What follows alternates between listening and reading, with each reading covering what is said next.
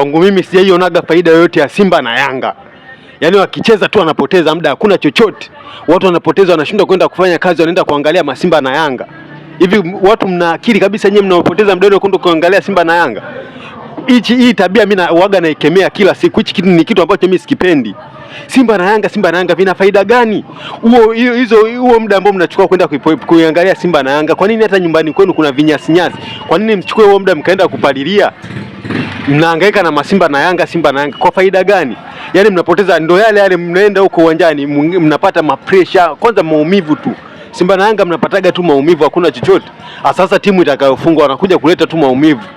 Mnaanza kulaumu baadaye, sio nchi yenu, sio hivi na hivi na hivi. Mnashindwa kufanya kazi, mnaanza kumlaumu mama. Kwa kitu gani?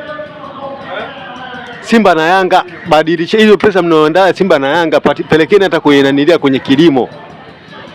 Simba wachezaji wenyewe wanacheza yaani wenyewe mnaangalia watu waliopo kazini kwao. Kwa yaani mnazingatia vitu gani? Mtu yupo kazini kwake unaenda kumwangalia. Kwa nini basi mje mniangalie na mimi kazini kwangu? Mimi ni bodaboda pale. Mnaona la kumwangalia Pakome? Mnaona la kumwangalia sijui nani? Wale wapo kazini wanaingiza hela. Sasa wewe unaenda kule unaenda kupata nini?